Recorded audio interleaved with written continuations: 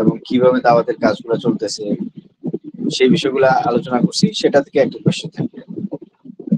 3 number হচ্ছে Islamic economics, বাংলাদেশে কি অবস্থা, ইকোনমিক্স এবং ফিনান্স এবং ব্যাংকিং এর অবস্থা কিরকম অবস্থায় আছে সেটা আমি আলোচনা করেছি। ওকে,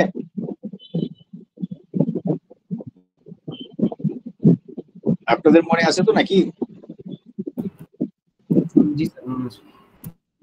এই 3টা টপিক থেকে 3টা কোয়েশ্চেন থাকবে এবং আরো 2টা টপিক পড়াতে হবে মিনিমাম। আপনারা চাইলে আমি 2 ক্লাসে 2টা টপিক পড়াবো, আর চাইলে হয়তো আজকেই শেষ করে দেবো। এবং আপনারা কি কোনটা ভালো মনে হয় আপনাদের?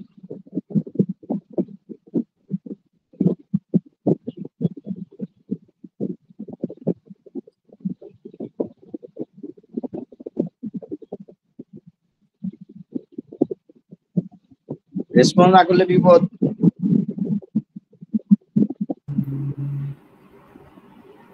স্যার আলাদা করলেও ভালো, একসাথে করলেও ভালো, বাকিরা কি বলে এটার উপর ডিপেন্ড করতেছে। যেটা হচ্ছে যে আপনাদের তো নেক্সট শুক্রবার মনে পরীক্ষা, তাই না? জি। আমি 2টা বিষয় পড়াবো, সেটা হচ্ছে একটা হচ্ছে ইসলামিক পলিটিক্স বাংলাদেশে কি অবস্থায় আছে, আর ইসলামিক এডুকেশন কিরকম অবস্থায় আছে। খুব বেশি যে মানে কি হবে সেটা না, পার্থক্য হবে সেটা না। যদি চান তাহলে হয়তো আজকে ঘন্টা সোয়া ঘন্টার মধ্যে শেষ করে দিতে পারবো, তাইলে আর রবিবার বা সোমবারে ক্লাস নেওয়া লাগবে না, নয়তো রবি সোমবারে ক্লাস নিতে হবে। আচ্ছা স্যার, একসাথে করে ফেললে ভালো হবে না? পরীক্ষা পরীক্ষা তো স্যার একদম কাছাকাছি, আজকে যদি শেষ করা যায় তাহলে মনে হচ্ছে ভালো হবে। জি, এই মন্তব্যগুলোই চাচ্ছিলাম, আপনারা ইয়েস অর নো কিছু একটা বলবেন। ওকে, তাইলে ওইভাবে পড়াই। যে আজকে 2টা টপিক আলোচনা করব, আগে তো 3টা করেছিলাম, ওই 3টা থেকে 3টা কোয়েশ্চেন থাকবে। আজকে যে 2টা আলোচনা করবো 2টা থেকে 2টা কোয়েশ্চেন থাকবে। ওকে, এবং আগামী রবিবারের মধ্যে ইনশাআল্লাহ আমি চেষ্টা করব আপনাদের, আপনারা তো গুগল ক্লাসরুমে কি ঢুকছেন?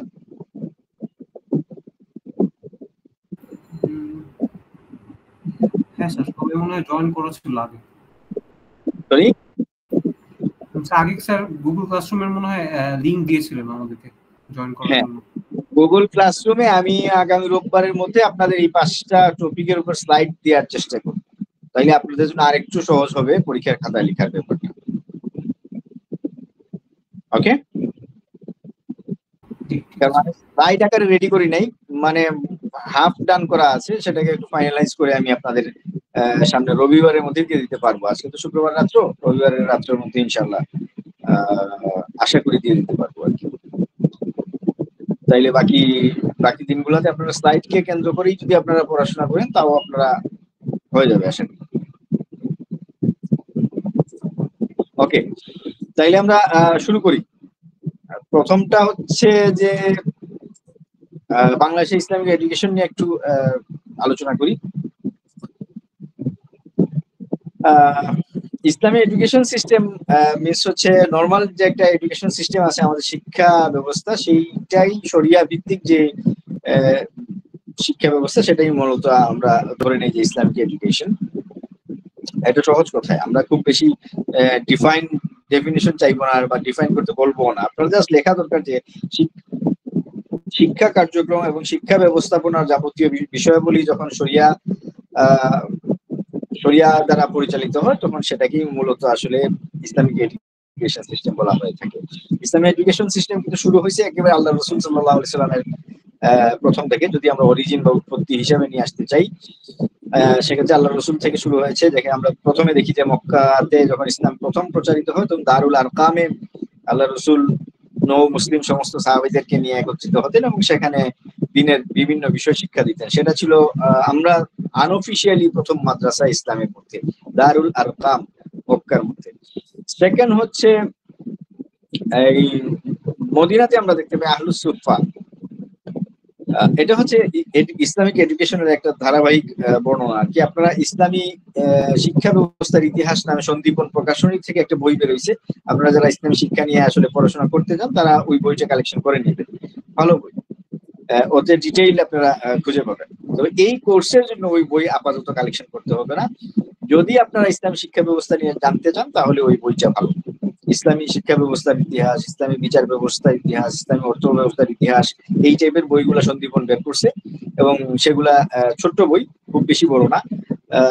সেগুলাতে ডিটেইল মূল কথাগুলা তুলে আনা হয়েছে। আপনারা যদি চান তাহলে এই বিষয়গুলা পরবর্তীতে কালেকশন করতে পারেন। যেহেতু ইসলামিক স্টাডিজ এর স্টুডেন্ট, ফলে সারা জীবনই হয়তো কাজে লাগবে। তো যেটা বলছিলাম, মদিনাতে আমরা দেখি যে সেকেন্ড আহলুস সুফফা মসজিদে তারা থাকতেন এবং তাদের মূল কাজটাই ছিল যে শিক্ষা, আল্লাহ রসুল কখন কি বলেন, কি হাদিস বর্ণনা করলেন, কি বিধান নতুন করে নিয়ে আসলেন, সেই বিষয়গুলাকে হাইলাইট করা এবং সেগুলা জনসমক্ষে ডিসিমিনেট করা, এটা ছিল তাদের মূল ডিউটিস। ফলে আমরা বলতে পারি আহলুস সুফফা ওয়ান কাইন্ড অফ মাদ্রাসা। এর পরবর্তীতে আমরা দেখি আল্লাহ রসুলের ইন্তেকালের পরে, আল্লাহ রসুলের সময় পর্যন্ত আল্লাহ রসুলকে কেন্দ্র করে এই পুরা শিক্ষা ব্যবস্থা, তালিম বা তাদরিস যেটাই বলি, বা তারবিয়াত যেটাই বলি, আল্লাহ রসুলকে কেন্দ্র করেছিল। পরবর্তীতে সাহাবায়ে কেরামের সময়ে আল্লাহ রসুলের ইন্তেকালের পরে আমরা দেখি মক্কা, মদিনা, কুফা, বাগদাদ, বসরা বিভিন্ন অঞ্চলে সাহাবায়ে কেরাম ছড়িয়ে পড়লেন এবং এই সমস্ত অঞ্চলগুলাতে তারা আলাদা আলাদা করে এক একজন সাহাবী দায়িত্ব নিয়ে শিক্ষার কাজগুলো করে গেছেন। যেমন ইবনে আব্বাস রাদিয়াল্লাহু তাআলা আনহু মক্কায়, তারপরে ইবনে ওমর রাদিয়াল্লাহু তাআলা আনহু মদিনায়, হযরত আয়েশা ছিলেন মদিনায়, ইবনে আব্দুল্লাহ ইবনে মাসউদ ছিলেন ইরাকে, আব্দুল্লাহ ইবনে আমর ছিলেন মিশরে। তো এই সমস্ত জায়গায় আলাদা আলাদা করে তারা এক একটা সেন্টার করলে এবং তাদেরকে কেন্দ্র করে শিক্ষা ব্যবস্থা চলতে থাকে। সেই সময় শিক্ষা ছিল তাফসির, হাদিস, এই বিষয়গুলা। এবং এর পরবর্তী সময়ে দেখি তাবেঈনদের সময়ে ফিকহের প্রতি চর্চা বাড়লো। আবু হানিফা কুফা কেন্দ্রিক, বাগদাদ কেন্দ্রিক বসে পড়লেন। তারপরে ইমাম মালিক বসলেন মদিনা কেন্দ্রিক, ইমাম শাফি একটা পর্যায়ে আরবে ছিলেন, পরবর্তীতে মিশরে চলে গেলেন। তো এইরকম ভাবে তাদেরকে কেন্দ্র করেও কিন্তু এই মাদ্রাসাগুলো হতে থাকে। আব্বাসীয় খিলাফতে এসে আমরা দেখি যে প্রথম মাদ্রাসাগুলো প্রতিষ্ঠিত হয় এবং দূর দূরান্ত থেকে মানুষগুলো আসতে থাকে। বাংলাদেশের পাক ভারত উপমহাদেশে আমরা দেখি যে দেওবন্দ সর্বপ্রথম মাদ্রাসা হিসেবে প্রতিষ্ঠিত হয় এবং পরবর্তীতে দেওবন্দকে অনুসরণ করে বাংলাদেশে প্রচুর মাদ্রাসা আসে এবং একটা পর্যায়ে বাংলাদেশে কওমি মাদ্রাসারও কি হয়। তো এই বিষয়গুলা ছিল মোটামুটি আমাদের ইসলামী এডুকেশনের ইতিহাস। আমাদের ক্ষেত্রে হয়তো ইতিহাস পরীক্ষায় খুব বেশি নাও আসতে পারে। আমরা যেটা আলোচনা করতে চাই, আমাদের বাংলাদেশে কি কি টাইপের ইসলামিক এডুকেশন আমরা দেখতে পাই সেই বিষয়গুলো।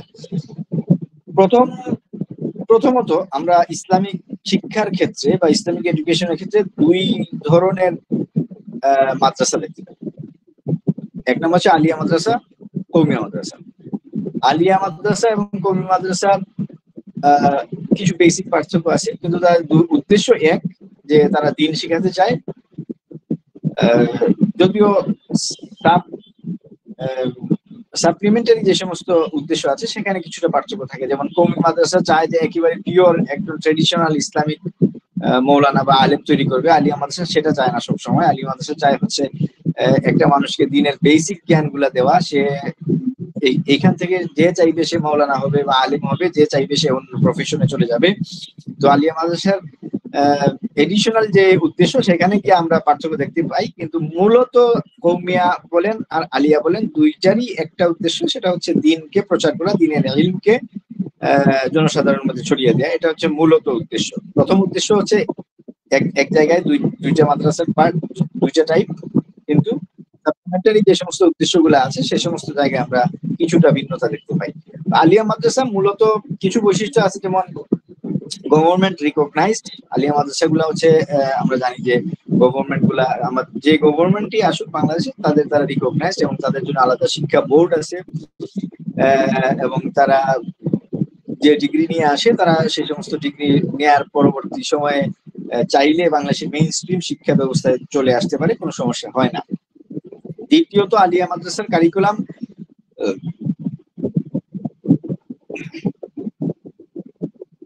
কারিকুলামের ক্ষেত্রে আমরা আলিয়া এবং কওমিয়ার মধ্যে পার্থক্য দেখতে পাই। কারিকুলাম আলিয়া মাদ্রাসাতে বাংলা, ইংরেজি, ম্যাথমেটিক্স, ইভেন আলিয়া মাদ্রাসায় সায়েন্স গ্রুপ আলাদা আছে, আর্টস গ্রুপ আলাদা, ইভেন কমার্স অনেক জায়গায় চালু আছে মনে হয়। তো এই বিষয়গুলা কারিকুলামের দিক থেকে আলিয়াতে চালু আছে, কিন্তু কওমিয়াতে এই বিষয়গুলা নরমালি নাই। এক্সামিনেশন সিস্টেম হচ্ছে আলিয়া মাদ্রাসায় দাখিল আলিম যেগুলো আছে, দাখিল এসএসসি সমমানের আলিমকে এইচএসসির সমমান দেওয়া হয়েছে, ফাজিলকে ডিগ্রি দেওয়া হয়ে গেছে অলরেডি, এবং অনার্সও আছে তাদের মধ্যে, ফাজিল অনার্স। কামিলকে মাস্টার্সের সমমান দেওয়া হয়েছে।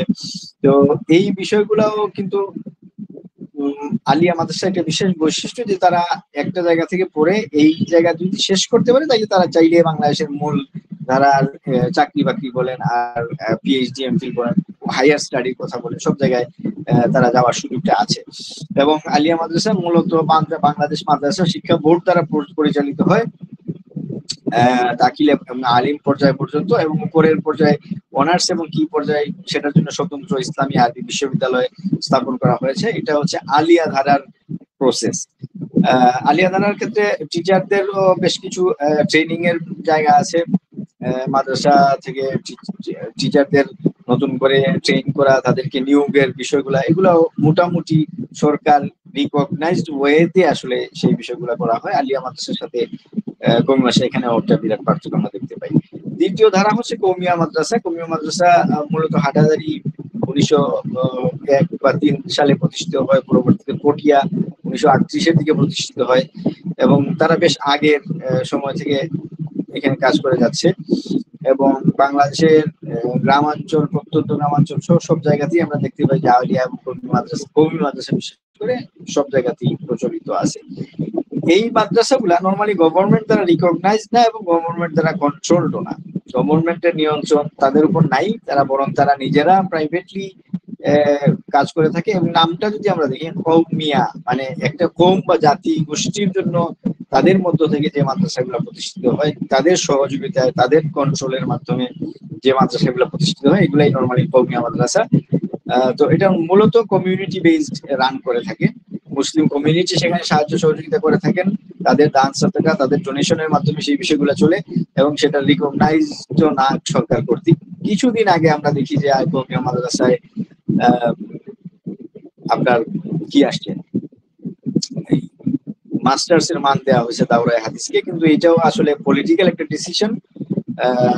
একটা মানুষ ম্যাট্রিক, ইন্টার, অনার্স কিছুই করে নাই, হুট করে মাস্টার্স এর মান নিয়ে তো আসলে কোনো কাজ হয় নাই, এবং ওইটা দেওয়ার পরে তারা কোনো যে খুব বেশি উন্নতি হয়েছে বা এরকম কিছুই হয় নাই, কারণ তারা এই জটিলতায় পড়ে গেছে যে আসলে তাদের যেহেতু অনার্স নাই, তারা অ্যাপ্লিকেশন করতে পারবে কিনা কোনো জবের ক্ষেত্রে কিংবা হায়ার স্টাডির ক্ষেত্রে।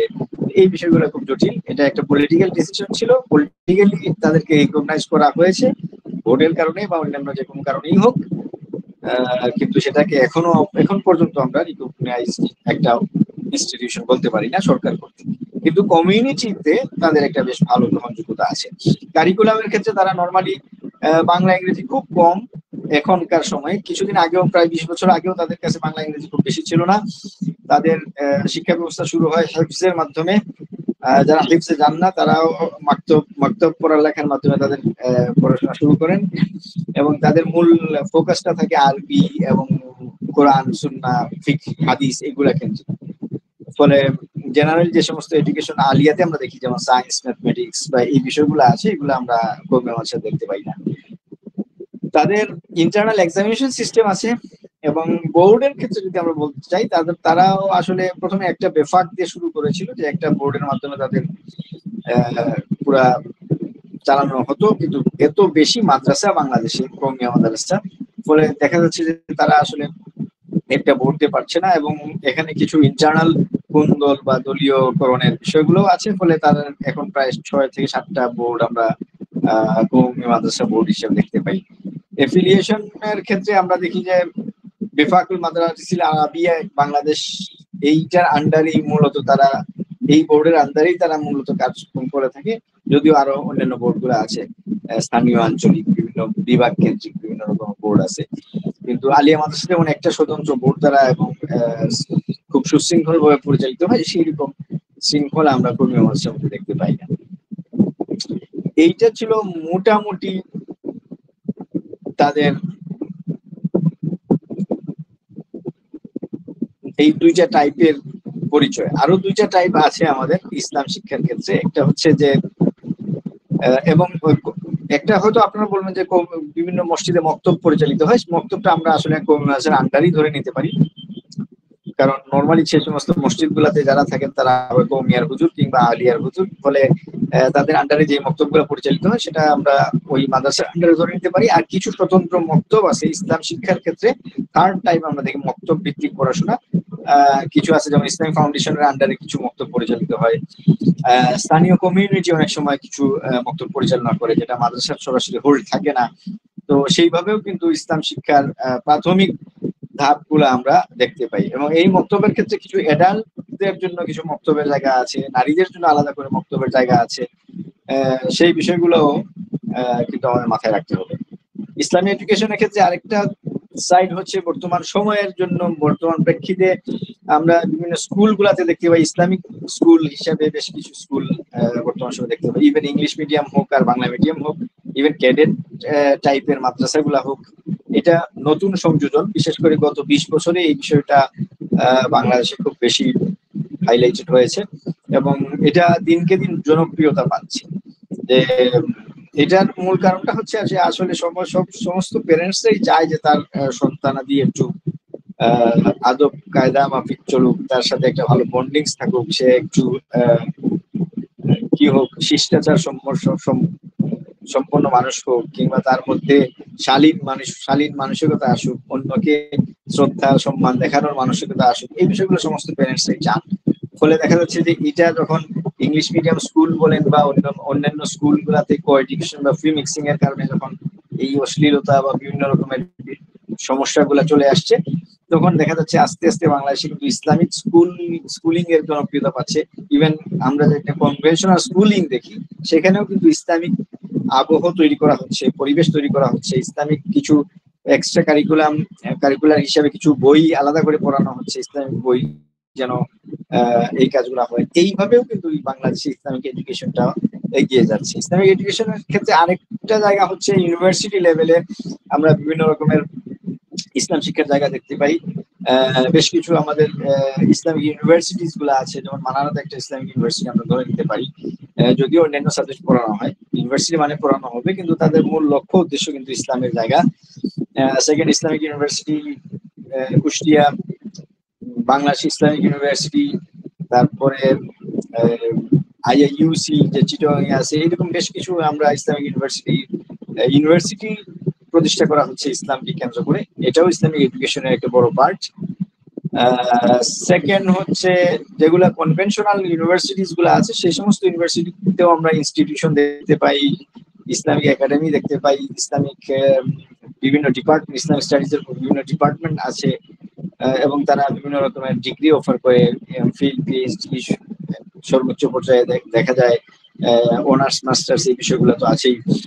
তো এই রকমের বেশ কিছু বিষয়ে থিওলজি ফ্যাকাল্টি আছে, ফিলোসফি, থিওলজি, রিলিজিয়াস স্টাডিজ, এরকম বেশ কিছু ফ্যাকাল্টিজ আমরা উচ্চ শিক্ষা লেভেলেও ইসলামিক স্টাডিজ বা ইসলামিক এডুকেশনের বিষয়গুলা আমরা বিভিন্ন জায়গায় দেখতে পাই। এবং তাদের যে মূল কাজটা হচ্ছে, তারা মূলত চায় যে আসলে আধুনিক যে জ্ঞান বিজ্ঞান আছে বা আধুনিক যে আমাদের সোসাইটির যে নিড গুলো আছে, সেগুলোর সাথে কম্পেয়ার করে একটা জনশক্তি তৈরি করা, যারা ইসলামকে দিয়ে সেই কাজগুলো করতে পারে। যেমন মনে করেন বাংলাদেশে যে ইসলামী ব্যাংকিং এর জোয়ার চলছে, এবং সেক্ষেত্রে কিন্তু কৌমিয়া বা আলিয়া থেকে সরাসরি মানুষ যাচ্ছে না, যাচ্ছে হচ্ছে এই সমস্ত ইউনিভার্সিটি লেভেল থেকে যারা যাচ্ছেন। ফলে কারণ তারা আধুনিক শিক্ষার সাথে ইসলামী শিক্ষার একটা মেলবন্ধন খুঁজে পান, এবং তার মাধ্যমে তারা এটা ইমপ্লিমেন্ট করার একটা জায়গা তাদের সামনে খুলে যায়। ফলে আসলে দেখা যায় যে এই টাইপের যে সমস্ত জায়গা আছে, সে সমস্ত জায়গায় ইউনিভার্সিটি স্টুডেন্ট যারা ইসলামিক স্টাডিজ কিংবা ইসলামিক এডুকেশন নিয়ে আসছেন, তাদের একটু প্রিফারেন্স দেওয়া হয়। এদের আরেকটা উদ্দেশ্য হচ্ছে তারা মূলত রিসার্চ বেস কিছু কাজ করার চেষ্টা করেন, ইসলামিক ল কেন্দ্রিক কিংবা ইসলামিক ইকোনমিক্স বা ইসলামিক সোসাইটি নিয়ে যে সমস্ত কাজ করেন, সেই টাইপের কাজগুলো করে থাকেন। এই বিষয়গুলো কিন্তু খুব ইম্পর্টেন্ট আমাদের ইসলামিক এডুকেশনের জন্য। তো আমরা ইসলামিক এডুকেশনের জন্য মোটা থেকে 5টা জায়গা দেখতে পাই। একটা হচ্ছে আলিয়া মাদ্রাসা, দ্বিতীয়ত হচ্ছে কওমিয়া মাদ্রাসা, তৃতীয়ত হচ্ছে মক্তব বা স্কুলিং। আমরা যদি মক্তবকে আলাদা করি তাহলে 6টা হবে। মক্তব যদি ধরে নিই আলাদা মক্তব, ওকে। 4 নম্বর হচ্ছে স্কুলিং, ইসলামিক স্কুল হতে পারে কিংবা জেনারেল স্কুলের মধ্যে ইসলামিক উইং হতে পারে। আর 6 নাম্বারটা হচ্ছে যদি আমরা সেটা ধরে নেই যে ইউনিভার্সিটি লেভেলে বিভিন্ন বিভিন্ন রকম, সেটা ইসলামিক ইউনিভার্সিটি হতে পারে কিংবা কনভেনশনাল ইউনিভার্সিটি গুলাতে ইসলামিক স্টাডিজ ডিপার্টমেন্টের নামে সেটা হতে পারে। এই হচ্ছে মোটামুটি ইসলামিক এডুকেশনের বিভিন্ন রকমের টাইপস বা কাইন্ডস। এবং এই বিষয়গুলোর ক্ষেত্রে আমাদের বাংলাদেশে কি কি অপরচুনিটিস আছে কিংবা চ্যালেঞ্জেস গুলো আছে সেগুলো একটু আলোচনা করি। প্রথম চ্যালেঞ্জটা হচ্ছে যে আসলে কোয়ালিটি অফ এডুকেশন, এডুকেশনের কোয়ালিটিটা মেনটেন করা হচ্ছে খুব বড় একটা ডিফিকাল্ট জায়গা। আলিয়া মাদ্রাসা একটা প্রবলেম ফেস করে, যেমন তারা যদি একদিকে ম্যাথমেটিক্স কিংবা সোশ্যাল সায়েন্স কিংবা সায়েন্সের উপর জোর দিতে যায়, ফলে দেখা যাচ্ছে তাদের মধ্যে আরবি বা কোরআন হাদিস ফিকহের প্রতি একটা এগুলাতে কিছুটা দুর্বলতা তাদের চলে আসে। আবার কওমি মাদ্রাসা যেমন এখানে যখন জোর দিতে যাচ্ছে তখন দেখা যাচ্ছে যে তারা বাস্তব জ্ঞান যেগুলা দরকার আছে সেগুলা নিয়ে তারা ব্যাপকভাবে পিছিয়ে থাকে। তো ফলে এই এডুকেশনের কোয়ালিটিকে আসলে মেনটেন করা একটা ডিফিকাল্ট, এটা একটা কারণ। আরেকটা হচ্ছে ফিনান্সিয়াল একটা কারণ আছে, যে তারা আসলে ফিনান্সিয়ালি এত বেশি সলভেন্ট না যে আসলে তারা যা কিছু চাইবে সেরকম কিছু করতে পারে। ঢাকা শহরের স্কুলিং কিংবা কিছু মাদ্রাসা আছে যেগুলা খুব ভালো, সেগুলা হিসাব আলাদা। যেমন তানজিমুল উম্মাহ, তাদের প্রচুর পয়সা, তাদের টাকা পয়সার সমস্যা নাই, ফলে দেখা যাচ্ছে তাদের কোয়ালিটি তারা এনশিওর করতে পারছে।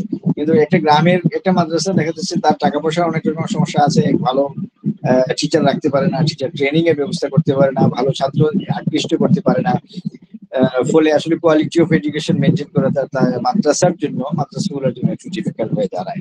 ইভেন আমাদের সমাজে এখন পর্যন্ত ইসলামিক স্টাডিজ পড়ার জন্য যেহেতু এটা সরাসরি ডিমান্ড আমরা এখনো ক্রিয়েট করতে পারিনি জব মার্কেটে, ফলে দেখা যাচ্ছে যে খুব বেশি দিন কে যারা লাভ করে সেই রকম মানুষ ছাড়া আর যারা বিপদে না পড়ে, মনে করি ইউনিভার্সিটি পরীক্ষা দিচ্ছে কিন্তু সে আসলে অন্য কোনো সাবজেক্ট পায় নাই, এই দুইটা টাইপ ছাড়া মানুষ নর্মালি এই জায়গায় মানুষ খুব বেশি একটা আসে না।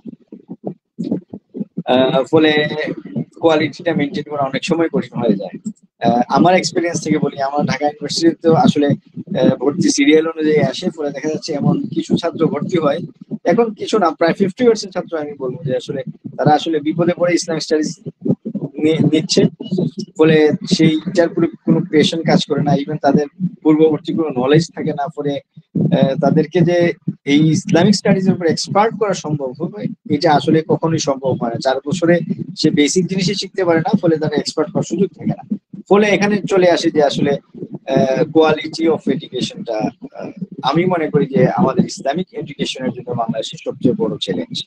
সেকেন্ড হচ্ছে ন্যাশনাল কারিকুলামের সাথে ইন্টিগ্রেশন করাটা একটা ডিফিকাল্ট, যে সমন্বয় কিভাবে সাধন করবে, কারণ এখন পর্যন্ত আমাদের সোসাইটিতে এরকম ভালো মানে ইসলামিক এডুকেশনের প্রতি খুব ভালো যে একটা প্রতিক্রিয়া আছে কিংবা মানুষের ভালো নজর আছে সেরকম না। এখনো মনে করা যায় লোয়ার স্ট্যাটাস থেকে যারা আসবেন তারা মাদ্রাসাগুলোতে পড়বেন, এটা একটা প্রবলেম। ইন্টিগ্রেশনের ক্ষেত্রে কওমি মাদ্রাসা, যেটা আগে বললাম যে মাস্টার্স এর কি পেয়েছে কিন্তু হচ্ছে না, আলিয়া মাদ্রাসাকে মান দেয়া আছে কিন্তু দেখা যাচ্ছে যখন ভাইবা বোর্ডে আলিয়া মাদ্রাসার লোকজন যাচ্ছেন তখন এই গ্যাঞ্জামটা সেইটা বিভিন্ন রকম ভাবে চলে আসে। এটা এইভাবে সোশ্যালি আসলে ইন্টিগ্রেটেড হতে পারছে না আমাদের মাদ্রাসাগুলা, ফলে দেখা যাচ্ছে যে মাদ্রাসাগুলা এই প্রবলেম গুলা থেকেই যাচ্ছে। কারিকুলামের ক্ষেত্রে আমরা দেখতে পাই সরকার কর্তৃক একরকমের কারিকুলাম দেওয়া হচ্ছে এবং সেই কারিকুলামের চেষ্টা করা হয় সেই কারিকুলামকে বর্তমান সময়ে উপযোগী করে নিয়ে আসার, কিন্তু মাদ্রাসাতে একটা ডিফারেন্ট কারিকুলাম থাকে, যেহেতু মাদ্রাসা কারিকুলামের মূল উদ্দেশ্য হচ্ছে ইসলামিক টিচিং গুলা মানুষের মধ্যে ডিসিমিনেট করা, কোরআন হাদিস বোঝার চেষ্টা করা। ফলে একটা মাদ্রাসা স্টুডেন্টের অনেকগুলা প্রেশার পড়ে যায়। অন্যান্য জায়গায় যেখানে 5টা 6টা 7টা 8টা সাবজেক্ট পড়লে হয়ে যাচ্ছে, মাদ্রাসার স্টুডেন্টকে সেখানে 12টা 13টা 14টা পর্যন্ত সাবজেক্ট পড়তে হয়। এইটা একটা এখন পর্যন্ত আমাদের জন্য একটা চ্যালেঞ্জ, যে ইন্টিগ্রেশন অফ কারিকুলামটা আমরা আসলে কিভাবে করবো সেটা নিয়েও ভাবার অনেক জায়গা আছে। তো মোটা থেকে আমরা 2-3টা প্রবলেমস দেখতে পাই। একটা হচ্ছে কোয়ালিটি অফ এডুকেশন, 2 নম্বর হচ্ছে ফাইন্যান্সিয়াল প্রবলেমস, এবং শুধু প্রবলেম বলবো না চ্যালেঞ্জও হতে পারে সেই বিষয়গুলো। 3 নম্বর হচ্ছে ইন্টিগ্রেশন উইথ ন্যাশনাল কারিকুলাম, 4 নম্বরটা বলতে পারি আমরা সোশ্যাল ইন্টিগ্রেশন, যে সোশ্যাল স্ট্যাটাসটা আসলে কতটুকু আমরা গেইন করতে পারছি, সেই বিষয়গুলা আমাদের জন্য খুব চ্যালেঞ্জিং জায়গাটা। ইসলামিক স্টাডিজ করি বা ইসলামিক এডুকেশন করি সেটা। তো সমাজে আমাদের কি ইফেক্ট আছে সেটা একটু আলোচনা করি। ইসলামিক স্টাডিজ বা ইসলামিক এডুকেশন কি ইফেক্ট আছে, প্রথমত যেটা বলতে চাই সেটা হচ্ছে, কিছু বলবেন?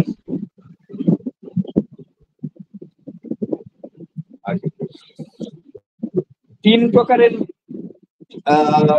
ইম্পর্টেন্স বা আমরা বলতে পারি যে সোশিও কালচারাল ক্ষেত্রে আসলে ইসলামিক এডুকেশন কিরকম অবদান রাখতে পারে সেগুলো বলি। এক নম্বর হচ্ছে যে এই ইসলামিক এডুকেশন সেক্টর থেকে যারা বের হচ্ছেন, আমরা রিলিজিয়াস স্কলার আমরা খুঁজে পাই, ইমাম, মুফতি, রিলিজিয়াস উলামা, টিচার্স যাদের বলি, ইভেন রিসার্চার।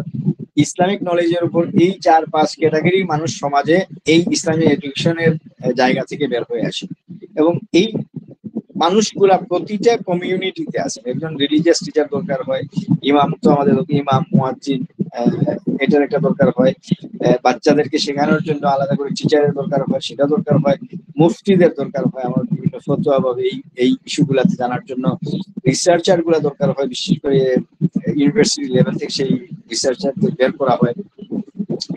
তো প্রথমত হচ্ছে সামাজিক বেশ কিছু পেশার মানুষজন আমরা এই জায়গা থেকে দিয়ে থাকি। এটা হচ্ছে সরাসরি, ডিরেক্টলি।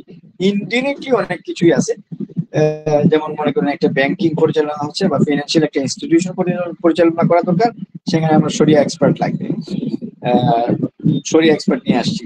কিংবা মনে করেন একটা রিসার্চের অর্গানাইজেশন, সেখানে থিওলজির এথিক্যাল জায়গা থেকে থিওলজিয়ান একজন দরকার হয়, যিনি এথিক্যাল জায়গাটা মেনটেন করে দেখবেন। তো এরকম ভাবে ইনডিরেক্টলি আরো বেশ কিছু জব সেক্টরে ইসলামিক স্টাডিজ এর মানুষগুলা বা ইসলামিক এডুকেশন সেক্টরের মানুষগুলা কাজ করে থাকেন। দ্বিতীয়ত যেটা বলবো, তাদের মূল কন্ট্রিবিউশনটা হচ্ছে ইসলামিক ট্রেডিশন গুলা মানুষের মধ্যে ডিসিমিনেট করার বিষয়গুলা। সেক্ষেত্রে আমরা দেখতে পাই ওয়াজ মাহফিলে যে সমস্ত বক্তারা আছেন তারা কাজ করে যাচ্ছেন, দ্বীনের দাওয়াতের জন্য যারা কাজ করে যাচ্ছেন তারাও কাজ করে যাচ্ছেন। এদের মূল বেসিক কিন্তু আসে ইসলামিক এডুকেশনের পার্ট থেকে। এমন না যে তারা ইসলামিক এডুকেশনটা, যেমন তাবলীগে গিয়ে একটা জেনারেল মানুষ যখন দাওয়াত দেওয়া শুরু করলেন, দায়ী হলেন, তখন কিন্তু তার মূল ফাউন্ডেশনটা গড়ে দিচ্ছে ইসলামিক এডুকেশন। ইসলামিক এডুকেশন উনি হয়তো নিয়ে আসছেন তাবলীগের মাধ্যমে শিখে আসছেন, কিন্তু শিখতে হবে তার। ফলে বাংলাদেশে দাওয়াতের কার্যক্রম পরিচালনা করা কিংবা ওয়াজ মাহফিলের মাধ্যমে মানুষকে সচেতন করে তোলা, এই বিষয়গুলোও কিন্তু ইসলামিক এডুকেশনের কন্ট্রিবিউশন হিসেবে আমরা ধরে নিতে পারি। 3 নম্বর হচ্ছে ইসলামের ক্ষেত্রে যে সমস্ত মিসআন্ডারস্ট্যান্ডিংস গুলা আছে সেগুলাকে দূর করার ক্ষেত্রেও মূল কাজগুলা করে থাকেন। এইভাবে সোশিও কালচারাল ডেভেলপমেন্টটা করে থাকেন মূলত ইসলামিক এডুকেশন থেকে যারা আসছেন তারাই। যেমন ইন্টারফেথ রিলিজিয়ন, ইন্টারফেথ ডায়ালগ কিরকম ভাবে হবে, ইসলামের অবস্থানটা কি সেটা ব্যাখ্যা করা, ফান্ডামেন্টালিজম বা রেডিক্যালিজম ইসলামে আছে কিনা সেটার ব্যাখ্যাটা ইসলামিস্টরাই আসলে নরমালি করে থাকেন, যে আসলে এইভাবে করা যাবে। ইসলামিক কোন একটা কালচার আসলে এইভাবে হবে কিনা নাকি হবে না, এই যে বিষয়গুলো আছে সেগুলার মূল কারিগর সোসাইটি কেন্দ্রিক যে সমস্ত সমস্যাগুলো আসবে সেই সমস্ত সমস্যার সমাধানের ক্ষেত্রে কিন্তু মূলত কাজ করে থাকেন ইসলামিক এডুকেশন এর ব্যাকগ্রাউন্ডের মানুষজন। তো আমরা বলতে পারি সোশিও কালচারাল বিভিন্ন ইস্যুতে আমাদের বেশ কিছু কন্ট্রিবিউশন আছে, আমাদের বেশ কিছু চ্যালেঞ্জেসও আছে। আর ইসলামিক নলেজের কথা তো বাদই দিলাম, ইসলামিক নলেজ ডিসেমিনেটের ক্ষেত্রে তাদের তো বিকল্প কিছু নাই। তো এই ছিল মোটামুটি বাংলাদেশের ইসলামিক এডুকেশনের অবস্থা। আমি আবার বলি যে আমি খুব বেশি ইনফরমেশন দিয়ে কাজ করছি না। আমি হয়তো বলতে পারতাম আটাজারি মাদ্রাসা এত সালে প্রতিষ্ঠিত হয়েছে, এর প্রতিষ্ঠাতা অমুক এই সেই, তাইলে আপনারা বিপদে পড়তেন, এটা মুখস্থ করে রাখার জায়গা হতো। এটা যে কোনো জায়গায় আপনি সার্চ করলে, উইকিপিডিয়াতে সার্চ করলে কিন্তু পেয়ে যাবেন যে হাটহাজারী কত সালে প্রতিষ্ঠিত হয়েছে, কে প্রতিষ্ঠা করছেন, কেন প্রতিষ্ঠা করছেন, এই বিষয়গুলো ইজিলি পেয়ে যাবেন। আমার মূল জায়গাটা হচ্ছে বাংলাদেশের ইসলামিক এডুকেশনটা বোঝানোর চেষ্টা করা। ইন শর্ট, আমি 2-3 মিনিটে শেষ করে দিচ্ছি ইসলামিক এডুকেশন কি হবে। ইন শর্ট, ইসলামিক এডুকেশন হচ্ছে ইসলামী শিক্ষা কার্যক্রম, ইসলামী শিক্ষা পাঠ্যক্রম এবং ইসলামী শিক্ষা ব্যবস্থা, নরমাল শিক্ষা ব্যবস্থা ইসলামের আলোকে শরিয়া ভিত্তিতে পরিচালনা করাটাই হচ্ছে ইসলামিক এডুকেশন সিস্টেম। শিক্ষা কার্যক্রম, শিক্ষা পাঠ্যক্রম এবং শিক্ষা ব্যবস্থাপনা শরিয়া অনুযায়ী পরিচালনা করাটাই হচ্ছে ইসলামিক এডুকেশন সিস্টেম। বাংলাদেশে বিভিন্ন টাইপের ইসলামিক এডুকেশন পাওয়া যায়, যেমন আলিয়া মাদ্রাসা এবং কওমিয়া মাদ্রাসা, দুইটা ডিফারেন্ট জায়গা। আলিয়া মাদ্রাসা মূলত হচ্ছে সরকার দ্বারা পরিচালিত এবং তাদের দ্বারা নিয়ন্ত্রিত, এবং সেখানে চেষ্টা করা হচ্ছে কনভেনশনাল শিক্ষার সাথে মাদ্রাসা শিক্ষার একীভূত করার। আর কওমিয়া মাদ্রাসা মূলত ফোকাস হচ্ছে ইসলামিক ট্রেডিশনাল নলেজের উপরে, কোরআন হাদিস এইগুলা বিষয়গুলো নিয়ে কাজ করে থাকে। 3 নম্বরে আমরা মক্তব সিস্টেম দেখতে পাই, সেটা হচ্ছে ইন জেনারেল বাংলাদেশের সমস্ত মানুষের জন্য ওপেন, বিশেষ করে ছোট ছোট মিনস হচ্ছে বাচ্চাদের জন্য মূলত। তারপরেও আমরা বিভিন্ন রকম ক্যাটাগরাইজ মক্তব দেখতে পাই, যেমন বৃদ্ধদের জন্য, তারপরে উইমেনদের জন্য বিভিন্ন টাইপের আলাদা আলাদা মক্তব বা কোরআন শিক্ষার আসরগুলো আমরা বর্তমান সময়ে দেখতে পাই। মক্তব মিনস হচ্ছে কোরআন শিক্ষার আসর। মূলত এখন মূল ফোকাসটা দেওয়া হয় কোরআন শিখবে এবং বেসিক হালাল হারাম কি, নামাজ কিভাবে পড়তে হয়, এই বিষয়গুলো তারা জানবে। 3 নাম্বার তো মক্তব বললাম। 4 নাম্বার হচ্ছে স্কুলিং সিস্টেমে আমরা দেখতে পাই মাদ্রাসা বাদ দিয়ে, মাদ্রাসাতেও কিন্তু স্কুলিং সিস্টেম আছে, মানে স্কুলের লেভেলটা আছে। যেমন আলিয়া মাদ্রাসা শুরু হয় ইবতেদায়ী থেকে 1 2 3 4, কওমি মাদ্রাসা শুরু হয় মক্তব থেকে, পরবর্তী তাহফিজ বা হিফজের জায়গা আলাদা করে পড়ানো হয় কওমিতে, এবং যারা হিফজে না যান তাদের জন্য কিন্তু এই 1 2 3 4 ক্লাসগুলো আছে আলাদা আলাদা করে। কিন্তু স্কুলিংটা হচ্ছে বাংলাদেশের নর্মাল যে সমস্ত স্কুলগুলো আছে সে সমস্ত স্কুলের ক্ষেত্রে আমরা দুই ভাবে ইসলামী এডুকেশন পাই। 1 নাম্বার হচ্ছে ইসলামিক স্কুল, যারা আসলে মূলতই বলছে যে আমরা আসলে ইসলামিক স্কুল, যে আমাদের সবকিছু ইসলাম দ্বারা পরিচালিত, তারা ন্যাশনাল কারিকুলাম ফলো করে, ওকে দেন সাথে সাথে ওই বিষয়গুলো নিয়ে আসে। সেকেন্ড আছে যে কনভেনশনাল স্কুল, কিন্তু তারা ইসলাম একটা উইং আলাদা করে রাখছে, যে এটা ঠিক আছে ইসলামিক উইং এইভাবে চলবে। কিংবা কেউ কেউ একেবারে হতে পারে যে দেখা যাচ্ছে ইংলিশ মিডিয়াম স্কুল, তারা পুরোপুরি ক্যামব্রিজের সিলেবাস ফলো করে, কিন্তু এডিশনাল কিছু ইসলামিক দিনিয়াত শিক্ষার কিছু বিষয়গুলো তারা আলাদা করে এক্সট্রা হিসাবে নিয়ে আসে। সেইভাবে কিন্তু স্কুলিং জায়গায় আমরা ইসলামিক এডুকেশন দেখতে পাই, এবং সেটা বেশ জনপ্রিয় বর্তমান সময়ে। এরপরে স্কুলিং এর পরবর্তীতে আমরা দেখি যে ইউনিভার্সিটি লেভেলে ইসলামিক স্টাডিজের একটা জায়গা আছে বেশ ব্যাপক, এবং সেই জায়গাটিতে বিভিন্ন ডিপার্টমেন্ট আছে, বিভিন্ন ইনস্টিটিউট আছে, বিভিন্ন একাডেমি আছে, যারা এই হায়ার লেভেলে আসলে ইসলামিক এডুকেশনটা ডিসেমিনেট করে থাকে। তারা বিভিন্ন প্রোগ্রাম অফার করে, BA, honours, MA, doctorate, MPhil, এইরকম বিষয়গুলো তারা দিয়ে থাকেন। তাদের মূল কাজ হচ্ছে একটা দক্ষ জনশক্তি সৃষ্টি করা, এবং কোরআন হাদিসের সাথে মডার্ন একাডেমিক যে নলেজ গুলো আছে সবগুলাকে একত্রিত করে কিভাবে সমাজে ইমপ্লিমেন্ট করা যায় সেই কাজগুলোর ব্যবস্থা করা, পাশাপাশি রিসার্চের জায়গা রেডি করা। আমরা বেশ কিছু ইউনিভার্সিটি দেখতে পাই, ইসলামিক ইউনিভার্সিটি যেরকম আছে, ইসলামিক ইউনিভার্সিটি কুষ্টিয়া, তারপরে আলিয়া ইউনিভার্সিটি, তারপরে ইসলামিক ইউনিভার্সিটি চিটাগং, এই টাইপের বেশ কিছু ইসলামিক ইউনিভার্সিটি আছে, বাংলাদেশ ইসলামিক ইউনিভার্সিটি। আবার কিছু আছে কনভেনশনাল ইউনিভার্সিটি, মানে এই লেভেলে আমরা দুই ধরনের শিক্ষা প্রতিষ্ঠান, 2-3 ধরনের দেখতে পাই। একটা কনভেনশনাল ইউনিভার্সিটিতে আমরা ইসলামিক স্টাডিজ ডিপার্টমেন্ট দেখতে পাই যে তারা এই কাজগুলো করে থাকেন। আবার কিছু রিসার্চ অর্গানাইজেশন আছে যারা এই লেভেলের আসলে কাজ করে থাকেন, মনে করেন কোরআন রিসার্চ একাডেমি কিংবা এই টাইপের কিছু centre for Islamic law and research, এই টাইপের কিছু সেন্টার বা একাডেমি থাকে যারা এই লেভেলের আসলে কাজগুলো করে থাকেন। তো আমাদের প্রবলেমস গুলো হচ্ছে, ইসলামিক এডুকেশনের মূল প্রবলেম হচ্ছে আমরা দেখছি প্রথম হচ্ছে কোয়ালিটি অফ এডুকেশন নিশ্চিত করা, যে বিভিন্ন রকম সমস্যা আছে আমাদের, কোয়ালিটি অফ এডুকেশন সব জায়গায় আমরা নিশ্চিত করতে পারিনি। এটার একটা কারণ হচ্ছে অভিভাবকদের অজ্ঞতা। যেমন অভিভাবকরা এমন গরিব অভিভাবক হলে হয়তো দেখা যাচ্ছে বাপ মা শিক্ষিত না হলে ছেলে মাদ্রাসাতেই যা শিখছে, বাড়িতে গিয়ে আর কিছু শিখতে পারছে না, এটাও একটা কারণ হতে পারে কোয়ালিটি অফ এডুকেশন ফল করার কারণে। দ্বিতীয় হচ্ছে ফাইন্যান্সিয়াল প্রবলেম। 3 নম্বর হচ্ছে সোশ্যাল ইন্টিগ্রেশন, আমাদের সোশ্যাল স্ট্যাটাস এখনো খুব বেশি আসেনি, ফলে আসলে যতই ইসলামিক এডুকেশন থেকে বের হোক তাহলে এই সমস্যাগুলো থেকেই যায়। 4 নাম্বার হচ্ছে কারিকুলামের ক্ষেত্রে আসলে আমরা ন্যাশনালের সাথে ইন্টিগ্রেটেড এখনো খুব ভালো করে হতে পারিনি, কওমিয়া মাদ্রাসা এখনো হতেই পারেনি, আলিয়া মাদ্রাসা কিছুটা হয়েছে, কিন্তু তারপরেও সেটা ওইরকম এখনো যথেষ্ট মনে করা হচ্ছে না। আমাদের কন্ট্রিবিউশন হচ্ছে অনেক জায়গায়, এর মধ্যে কিছু স্পেসিফিক প্রফেশন আমরা দিয়ে থাকি। আমরা মিস হচ্ছে ইসলামিক এডুকেশন, যেমন লিডার্স, রিলিজিয়াস লিডার, ইমাম, মুফতি, এদেরকে বের করে থাকি। বিভিন্ন জায়গায় শিক্ষক, ইসলামিক শিক্ষক আমরা দিয়ে থাকি, রিসার্চার, এইগুলা আমরা ইসলামিক বের করে থাকি। সেকেন্ড হচ্ছে ইসলামিক নলেজের ক্ষেত্রে আমাদের অবদান অনস্বীকার্য।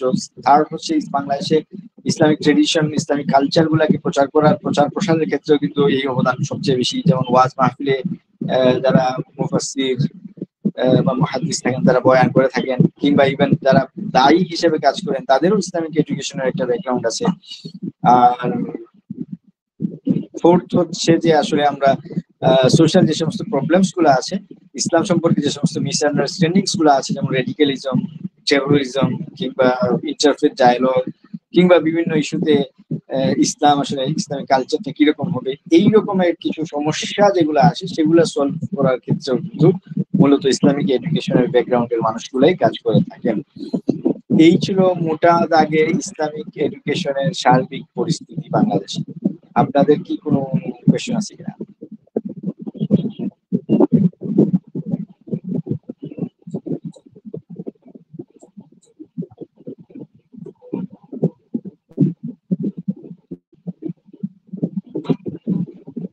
আপনাদের কোনো কোয়েশ্চেন আছে?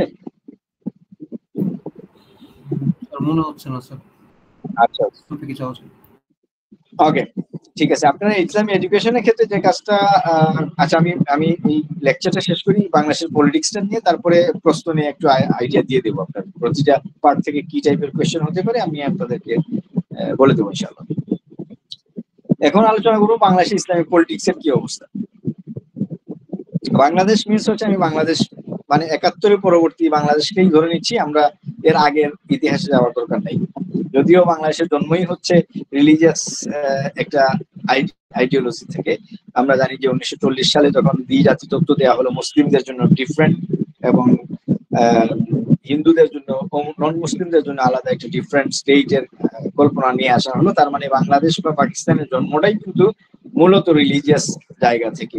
অতএব বাংলাদেশের পলিটিক্সে রিলিজিয়ন থাকবে না, এটা যারা বলেন সেটা হচ্ছে একেবারেই একটা ভুল, এবং এটা উদ্দেশ্য প্রণোদিত একটা ব্যাখ্যা তারা করে থাকেন।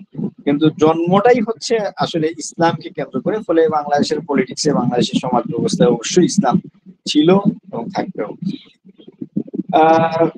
বাংলাদেশের জন্ম 1971 সালে ইন্ডিপেন্ডেন্ট স্টেট হিসেবে, এবং সেই সময় সামহাও ইসলামকে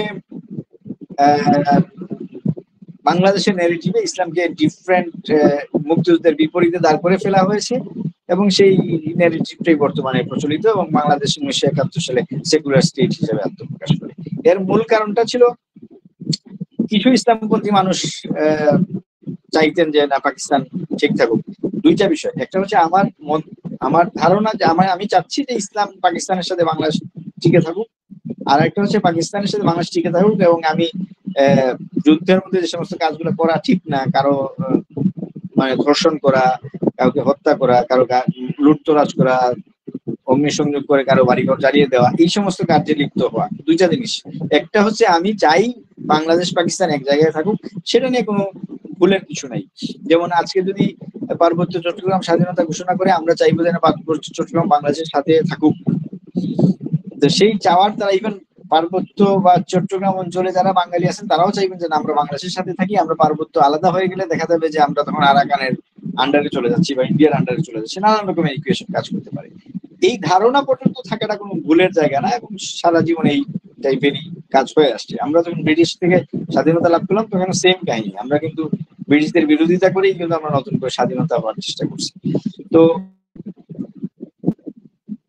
এই জায়গাতে সমস্যা নাই। সমস্যাটা হচ্ছে যখন আমি অপরাধ করতে যাচ্ছি, কাউকে হত্যা করা, কাউকে হত্যার ইন্ধন দেয়া, আগুন জ্বালিয়ে দেয়া, ধর্ষণ করা, এই কাজগুলা কোনো সময় ঠিক ছিল না। ইসলামপন্থী মানুষজন অনেক ক্ষেত্রে আমাদের ন্যারেটিভ সেটাই বলে, আমরা এখনো প্রমাণ, আমরা ওইরকম ভাবে জোরালো প্রমাণ কেউ দেখাতে পারিনি।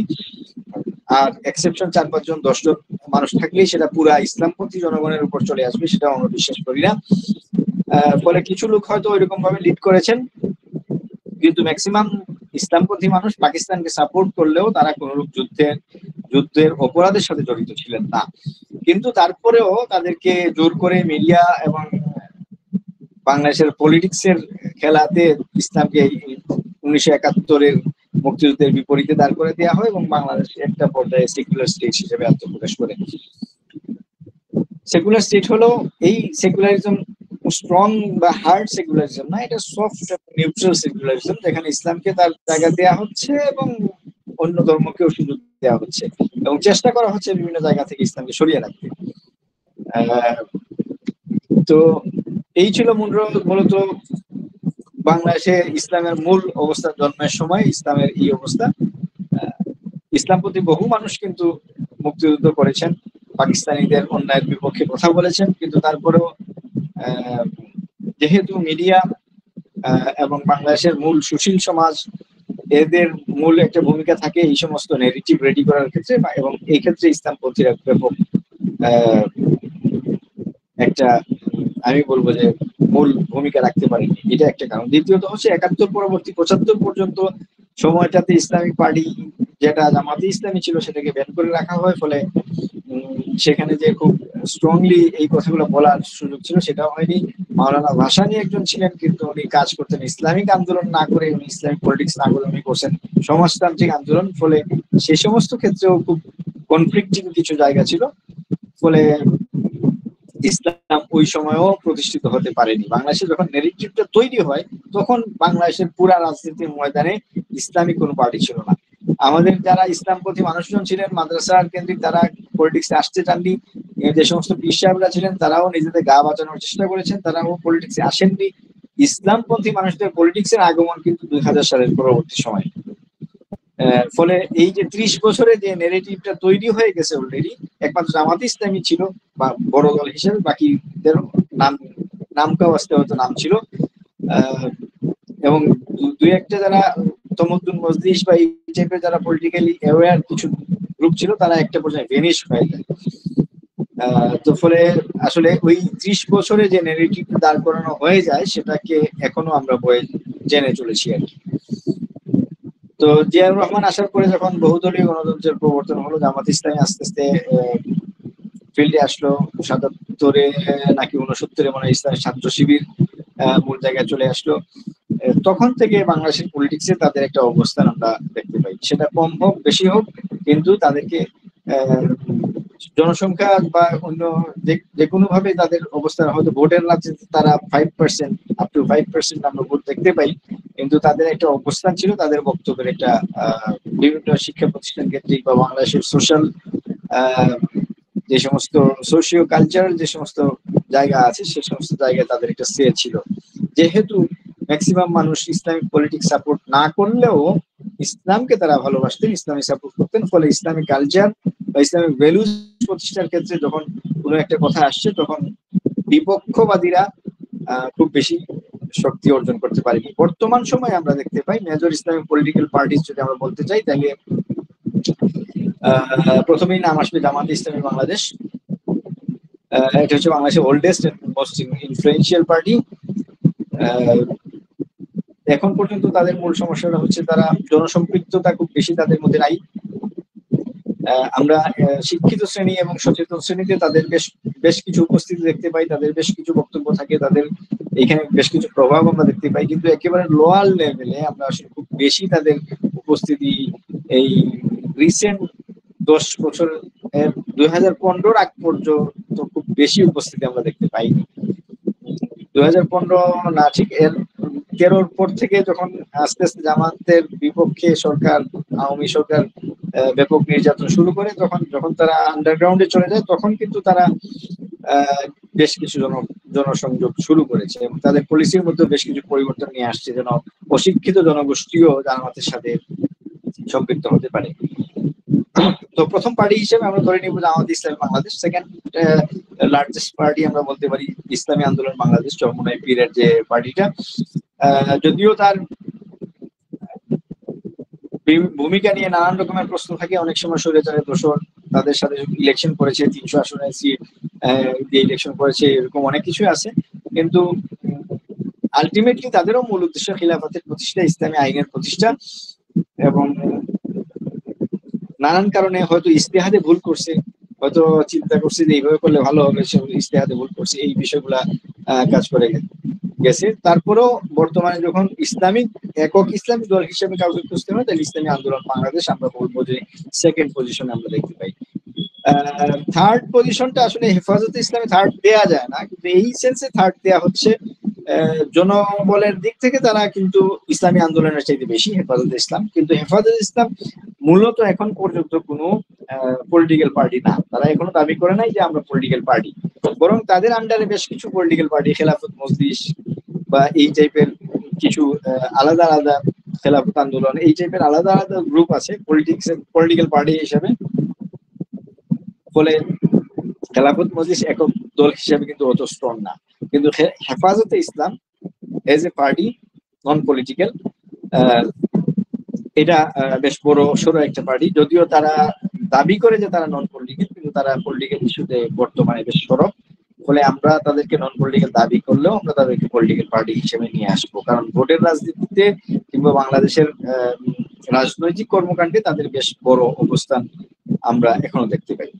এরপরে আরো আলাদা ছোট ছোট বেশ কিছু পার্টি আছে, ইসলামিক ফ্রন্ট কিংবা বিভিন্ন পিশাব কেন্দ্রিক কিছু পার্টি আছে, তারপরে নিজামে ইসলামী, এই টাইপের কিছু পার্টি আছে, তাদের খুব বেশি জনসম্পৃক্ততা নাই, কিন্তু তারা সামহাও কোনো না কোনো বড় ইসলামী দলের সাথে একত্রতা পোষণ করেন। ফলে বিভিন্ন ইস্যুতে তাদের বক্তব্যের একটা বা তাদের আন্দোলনের একটা বেশ বড় ভূমিকা আমরা দেখতে পাই।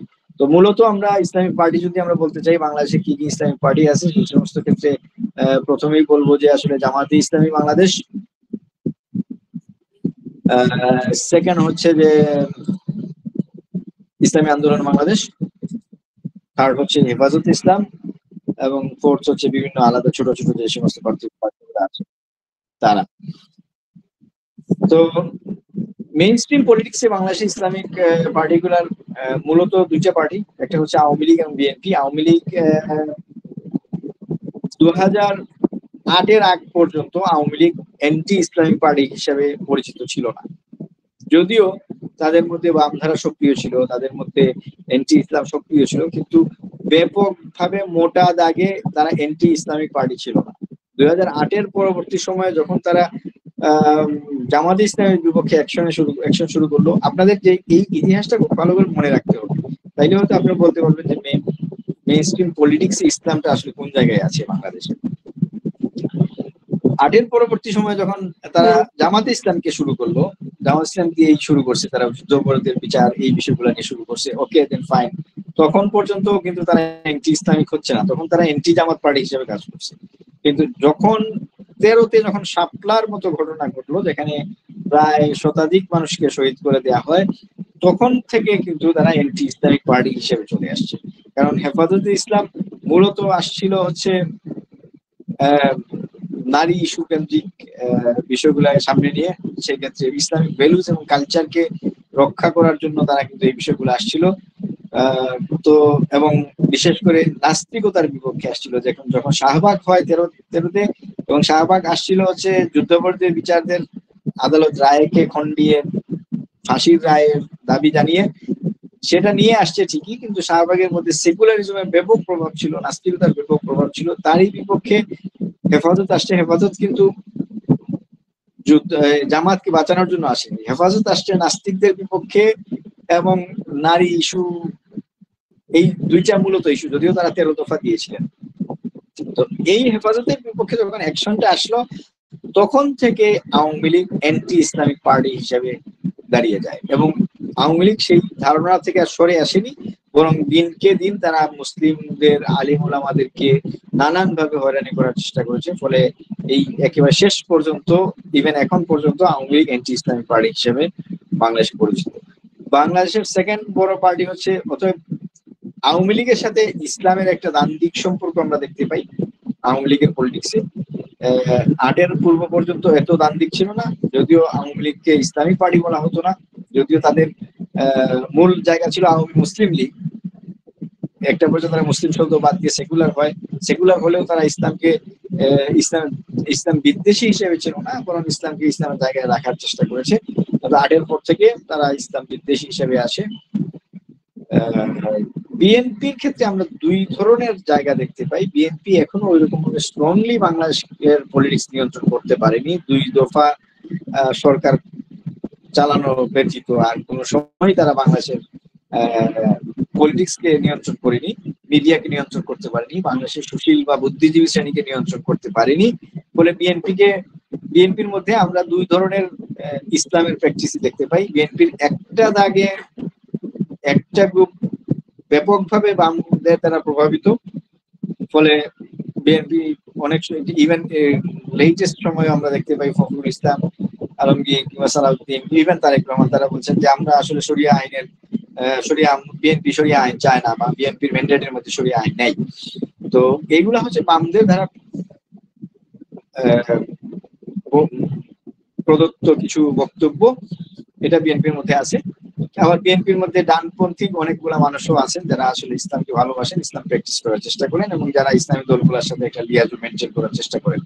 বিএনপির ক্ষেত্রে ইসলাম হচ্ছে মাঝামাঝি অবস্থানে আছে, আর বাকি দলগুলা হচ্ছে ইসলামিক দল, যারা বাম দল তো পুরোপুরি এন্টি ইসলামিক, তাদের মূল জায়গাটাই হচ্ছে সমাজতন্ত্র এবং সেকুলারিজম। আর যে ইসলামিক মেইন স্ট্রিম পলিটিক্স এর মধ্যে ইসলামিক যে পার্টিগুলো আছে তাদের মূল কাজ হচ্ছে ইসলামিক ইনফ্লুয়েন্স গুলা বজায় রাখা, এবং মোটা দাগে সবারই একটা টার্গেট হচ্ছে শরিয়া আইন দেশে কায়েম করা, খেলাফত কায়েম করা। যদিও এক একজন এক এক নামে বলে থাকেন। ইসলামিক খেলাফত আন্দোলন খেলাফত কায়েমের কথা বলে, ইসলামিক শাসনতন্ত্র আন্দোলন তারা কনস্টিটিউশনকে চেঞ্জ করার মূল টার্গেট নিয়ে কাজ করছেন। জামাতে ইসলামী তাদের বক্তব্য হচ্ছে আল্লাহর আইন চাই, সত্যকে শাসন চাই, মানে দ্যাট মিনস আসলে অ্যাকচুয়ালি খেলাফত। নামটা হয়তো তারা খেলাফত দিচ্ছেন না, কিন্তু সবারই টার্গেট আলটিমেটলি বাংলাদেশে ইসলাম, রাষ্ট্রীয়ভাবে ইসলামকে প্রতিষ্ঠা করা, এটা হচ্ছে তাদের মূল টার্গেট। এবং এইটা টার্গেট ফিল আপ করতে গিয়ে তারা বিভিন্ন রকমের পলিটিক্যাল ডিসকোর্স চালু করেছেন, বিভিন্ন রকম আইন প্রণয়নের ক্ষেত্রে তারা তাদের দাবিগুলাকে সামনে নিয়ে আসছেন, কালচারাল বিষয়গুলাকে বিশেষ করে মেনটেন করার চেষ্টা করছেন। Islamic education, family law, blasphemy law, যেগুলা ধর্মীয় অবমাননার যে বিষয়গুলো আসছে সেই বিষয়গুলোতেও তাদের বেশ কিছু কন্ট্রিবিউশন আছে।